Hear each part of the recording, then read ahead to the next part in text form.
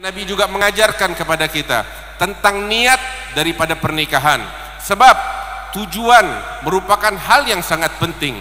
Niat dan tekad adalah pondasi utama dari segala perkara yang akan dilakukan oleh seseorang. Itulah yang ditegaskan oleh Rasul di dalam hadisnya, innamal a'malu binniyat wa innama likulli imri'in ma nawa. Sehingga di dalam hadis Rasul sallallahu alaihi wasallam menegaskan tentang tujuan daripada pernikahan, tujuan daripada berumah tangga, hingga beliau katakan, tanakahu takthuru fa inni mubahin bikumul umama yaumal qiyamah. Menikahlah kalian, perbanyaklah keturunan. Apa tujuannya kita diperintahkan untuk menikah? Apa tujuannya kita diperintahkan untuk memperbanyak keturunan?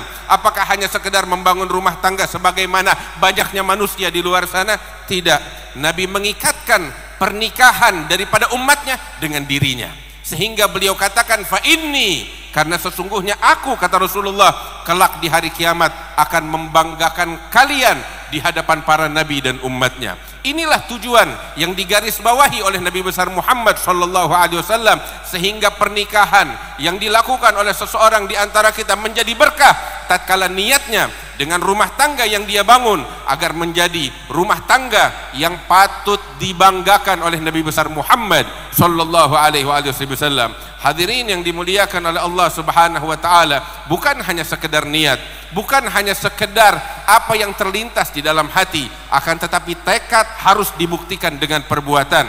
Tatkala kita berniat di dalam pernikahan dan ketika kita membangun rumah tangga agar rumah tangga kita patut dibanggakan oleh Rasulullah di hadapan para nabi dan umatnya di hari kiamat, maka sungguh rumah tangga yang patut dibanggakan adalah rumah tangga yang hidup di dalamnya agama Allah, rumah tangga yang hidup di dalamnya ketakwaan kepada Allah, rumah tangga yang hidup di dalamnya Al-Quran, rumah tangga yang hidup di dalamnya Qiyamul Lail, rumah tangga yang hidup di dalamnya akhlak yang dibawa oleh Nabi besar Muhammad sallallahu alaihi wasallam, rumah tangga yang patut dibanggakan oleh Rasulullah sallallahu alaihi wasallam di hadapan para nabi, bukan di hadapan orang biasa, di hadapan para nabi dan umatnya di hari kiamat, adalah rumah tangga yang berdiri di dalamnya syariat Allah Subhanahu wa taala, agama Allah dan hukum-hukum Allah. Karena itu jadikan ini sebagai tujuan utama dari pernikahan yang dibangun oleh seseorang, rumah tangga yang didirikan oleh seseorang.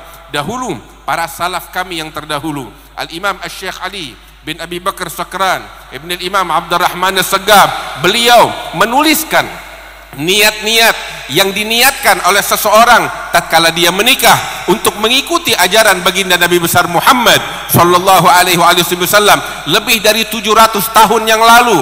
Niat tersebut disusun oleh Al-Imam Asy-Syaikh Ali bin Abi Bakar Sakran, sehingga dari sejak dahulu kala para salaf kami apabila ada di antara mereka yang ingin menikah, mereka membaca niat tersebut sehingga di dalam pernikahan mereka turun keberkahan dari Allah Subhanahu wa taala. Al-Imam Al-Awwab Al-Qutub Al-Habib Alawi bin Abdullah bin Idrus bin Syihab, beliau tatkala di masa mudanya beliau datang kepada gurunya Al-Imam Abdurrahman bin Muhammad Al-Mashhur, sahibu Bughyatul Mustarsyidin, guru beliau datang kepadanya, beliau katakan, wahai imam, dalam waktu dekat saya ingin menikah dan saya saat ini membawakan kepadamu niat yang dahulu ditulis oleh Syekh Ali bin Abi Bakar Sakran. Saya meminta engkau membacakan niat itu untukku. Dan begini dahulu para salaf kami memerhatikan niat dan tujuan di dalam pernikahan. Hadirin yang dimuliakan Allah Subhanahu wa taala, siapa yang tidak mengenal sosok Al-Imam Al-Qutub Al-Habib Ali bin Muhammad bin Husain Al-Habsyi yang barusan maulidnya kita baca,